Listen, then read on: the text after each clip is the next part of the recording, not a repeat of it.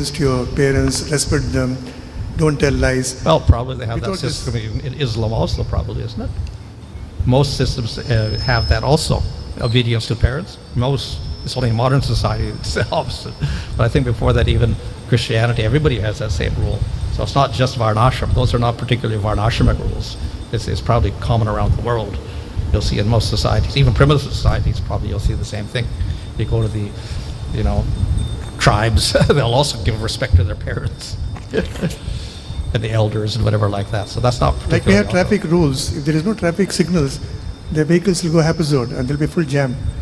Yeah, so definitely we have rules, but as I said, that's not particularly Varnashrama. Countries also have rules. So all countries have basic rules of non-violence, etc. Others have more refined rules. But of course, we say don't kill animals, but government doesn't say that. They don't have a rule like that even in India. So, we have special rules also. But then you can't enforce that on the whole country, unless you take over the government or whatever.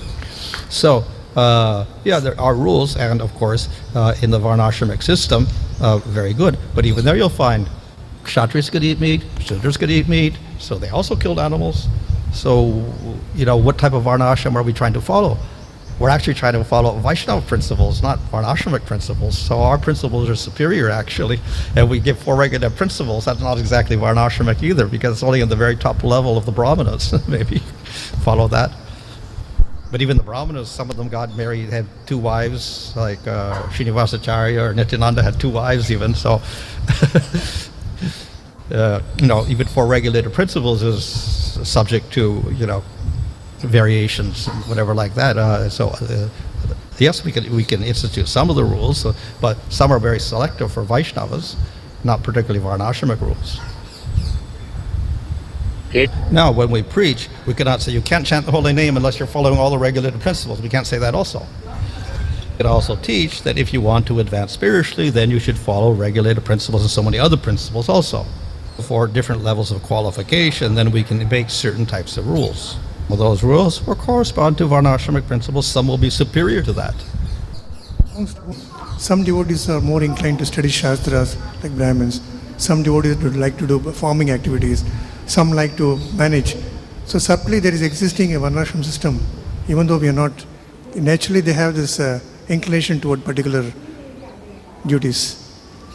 We can't tell a person who is in Shastric studies, go and manage. He may not do properly. பக்தர்களுக்குள்ளும் கூட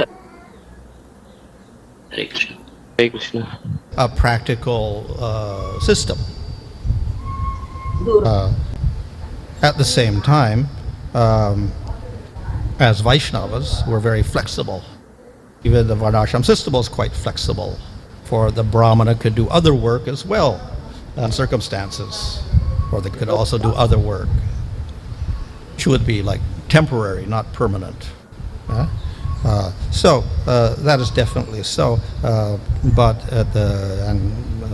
according to one's propensity, then one gets the best results from acting according to one's nature. So that to a degree that's somewhat of the principle in the whole world also. How you can choose your occupation, and people are not going to choose occupations that they hate. They would like to do something they like rather than what they hate. And if they hate it, they probably fail at it anyway. End up with an occupation which suits their abilities, not too much and not too little. Gurumad, we see that though Varnashram is ingrained in the society, because of the misconstrued dharma, people are not able to live a pious life. Then that being the state, how they will be able to take up to a higher standard of bhakti? Bhagavatam says that even the lowest person not following dharma, the kiratas and the hunas and the pulindas and the malachas and the yavanas and the dog eaters, they can take to devotional service and get the highest perfection from it all. That's the power of bhakti. Chaitanya's movement, one of his main oppositions was the Brahmanas. Varnashram system, Brahmanas were jealous. So they called the Muslims and they beat Haridas Thakur. They tried to disrupt the Sankirtan movement with the Chankazi. There was Brahmanas complaining. So that's part of the Varnashram system. They were also attacking devotees. He was praying, please, Lord, you have to come. Why? It wasn't the Muslims, it was the Hindus. They were worshipping all sorts of devatas and tantra and this and that and logician and all that. They were doing all the wrong things. The Varnashram system was doing the wrong things, not the outsiders. Yes, Guru Maharaj, on the one hand, we say that even the worst or the most sinful people can take up to bhakti. On the other hand, we say that bhakti has a higher standard than the Varnashrama system, like the 4 regulative principles. How is it possible for a person in a lower category to take up to these higher principles? Well, that's the power. ಭಕ್ತಿயின் ತರ ಕಟ್ಟಿ Prabhupada says that anyone who once chants the holy name purely or meditates on the lotus feet of the Lord purely, immediately he is superior to a brahmana. Based on that verse, Bhaktisiddhanta, everyone who was initiated and who was a devotee, he gave them all Brahman threads, avanas and whatever. Oh, we see even Prabhupada, he was preaching in India, what happened? I think he made one devotee. Huh? How I was preaching, maybe 10, 15 years, I don't know how long. Huh? But then he went to America and then he made devotees there who weren't part of Varnashram system at all. And it's only on that basis that he went back to India and established a movement. Not because of Indians at all. ಅವರು ತಿರುಗಿ And even when Prabhupada came back to India, for about 10 years, most of the devotees were foreigners, not Indians. He didn't make any devotees. Prabhupada didn't make that many Indian devotees. They weren't lining up to get initiated or anything like that. It was all, so he had to import Westerners. Bombay Temple, Mayapur Temple, it's all built by Westerners, not by Indians. Even the money, even for donations, a lot came from America, BBT. Mayapur, that money came from America, not from India. Bombay, Vrindavan, all from outside, not from India at all. Maharaj, when you mentioned a point that Manu's representatives, they ran away, they are in the Himalayas, wherever they are, and they will come back when the Satyuga begins again. The leaders, the so-called leaders are not doing the duty and run away. How do we expect the common men to follow that, Maharaj? Well, we can say that probably that the descendant of Manu is a little frustrated. He finds it hopeless anyway. So therefore, if he can't do it, how can we do it? Doesn't mean we can't do bhakti.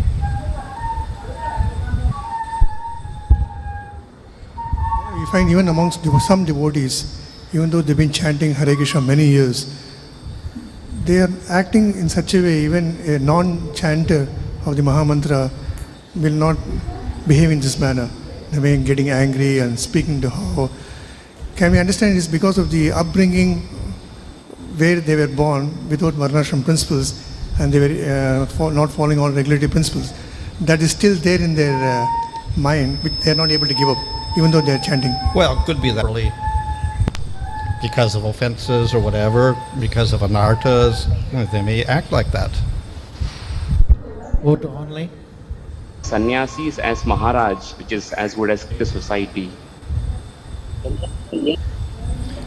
This is an honorific term, but we don't actually see it much used in like Chaitanya Charitamrita or other Vaishnava scriptures. Of course, they didn't have sannyasis after Lord Chaitanya until Bhaktisiddhanta Saraswati Thakur introduced it, so we don't see that term coming out much. In term of respect. North India, the cooks are all called Maharaj. From Kalanidhi Prabhu, many ISKCON devotees have one foot in Sri Vaishnava Sampradaya also. While it may be alright to be inspired by stories of nice devotees in any movement, how to handle the fatal differences in philosophies about bhakti and surrender? How should we associate with such devotees? Well, if they have that faith, they can follow that. If you have different faith, you follow what you want. That's all. They're both valid approaches, but you just choose one or the other. It's useless to argue, oh, that system is wrong or this one is right.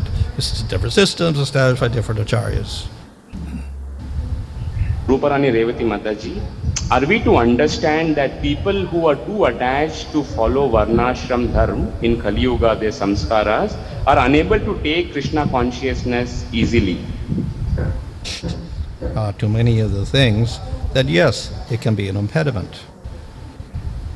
And if they're willing to sacrifice bhakti for their rituals or whatever, thinking that they'll be sinful if they don't follow those rituals, then definitely it contaminates the bhakti. Is this the reason why மக்கள் கிருஷ்ண உணர்வை விரைவில் ஏற்றுக்கொண்டதற்கு இது ஒரு காரணம்.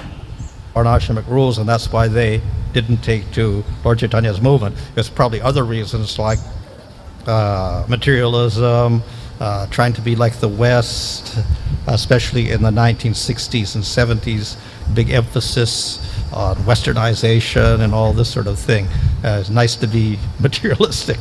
So probably that was the main influence. Maharaj, on this point of westernization, I have few questions which I can see here. SKS Bharati Mahima. In Kali Yuga, many divorces are happening, maybe following westernization. Even among devotees, we see that. Is it okay if devotees, follow this practice of divorcing the partners? I mean, their spouses, if the relationship is not conducive to do bhakti. Not conducive. Divorce again and again. So you have to be very careful. The another part of this was disrespecting the parents during old age and not serving them. What impact will it have in the society and family and ultimately in their sadhana bhakti? புதுமையில் பெற்றோர்களை Well, the more stable the family is, then the more healthy the children are when they grow up. And if they'll have less problems, it'll be easier for them to practice bhakti. Was from Jyoti Basu from YouTube, and I think this question is partly answered, Maharaj, in your Pritaji asking. Prabhupada mentioned various times during the marriage vows that whatever be the situation, the husband and wife have to cooperate, go together, as at no point can divorce be ever conducive to bhakti, which means tolerating in whatever situation it is. Is that the right understanding, Maharaj? And in the Bhagavad, even the Manus, like Vaivasvata Manu, is also very special. He is almost like an avatar because he's a vibhuti of the Lord, an empowered person.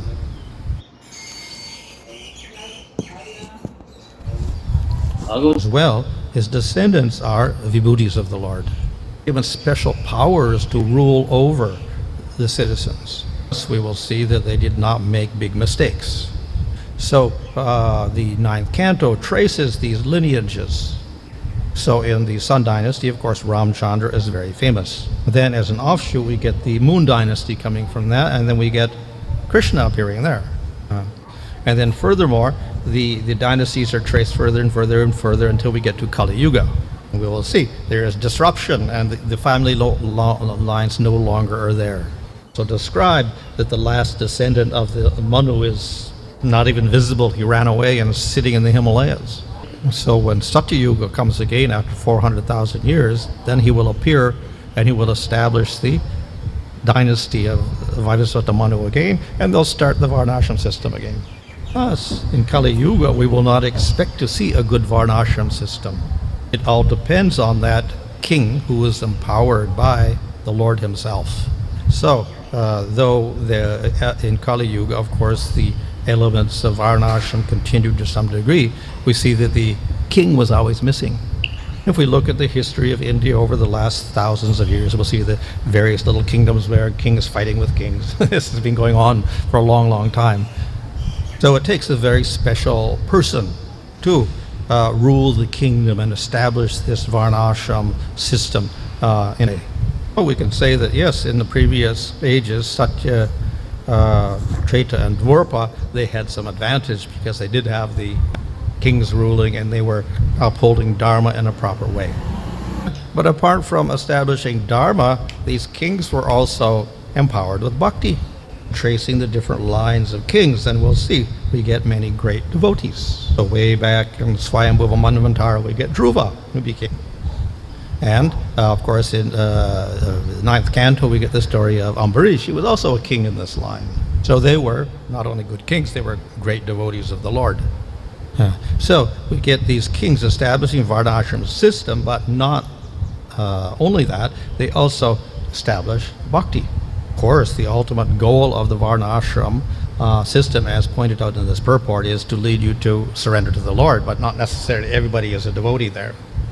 So apart from the Varnashram system, then we have the king also emphasizing practice of bhakti. So in Kali Yuga, or Kali Yuga anyway, the king is no longer there, so therefore the Varnashram system cannot really function properly. And what about bhakti? Because that empowered person is no longer there. Yeah, so definitely, yes, because the government's not supporting bhakti, there will be some problems for bhakti also. Our acharyas also emphasize that bhakti is independent of varnashram. We can never say we cannot have bhakti unless we establish varnashram. I mean, bhakti is dependent on varnashram. That is contrary to what our philosophy says. He teaches with Lord Chaitanya. And what does he say? Harinama Harinama Eva Kevalam. Krishna doesn't go out and say, establish Varnashram system.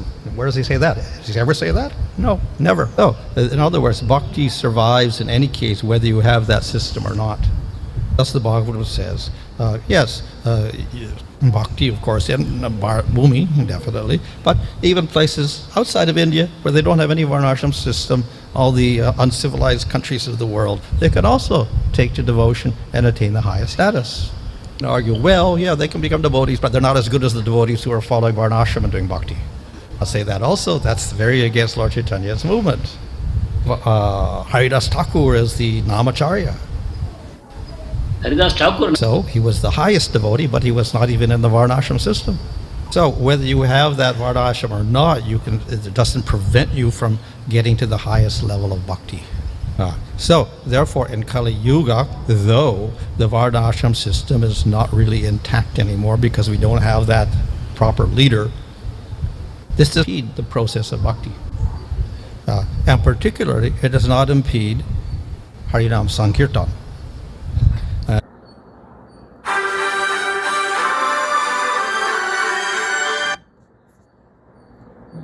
It can be chanted in any sense. Thus, the movement of Harinam can survive even till the end of Kali Yuga. When I doubt if there'll be any Varnashram traces left at the end of Kali Yuga. But as the Chatrasloki says, the movement of bhakti is in all places, at all times, in all yugas. Kali Yuga, and at the end of Kali Yuga, in all countries. So therefore, especially the Harinam Sankirtan movement survives in spite of all of the fallen conditions of this world. Therefore, Chaitanya Mahaprabhu has emphasized chanting of the holy name beyond all else. This does not mean that he is negating anything else. He doesn't say, reject the Varnashram system. But if you don't have it, at least you chant Hare Krishna. In that system, you also chant Hare Krishna. So whatever condition you're in, you chant the name of the Lord. Through that, you get the highest perfection. It doesn't depend on anything else. It doesn't mean that by following Varnashram and chanting Hare Krishna, you get a higher perfection. It doesn't mean that. Itself, Harinam can give the highest perfection. And therefore he says, no other way, no other way, no other way. So that should be the faith of the devotee. And then they can succeed. They can get the highest goal. Hare Krishna. For a society to be well oiled and lubricated, there should be a proper systems where people will follow the rules and regulation. But when we preach that Harinam is enough, people will just go here and there and they won't follow any rules and regulation. So in that case, do we need a minimum Varnashram system where we can regulate the people to follow some rules? Well, it depends on To be, don't cheat and follow the elders. well, So that's many- not even Varnashram.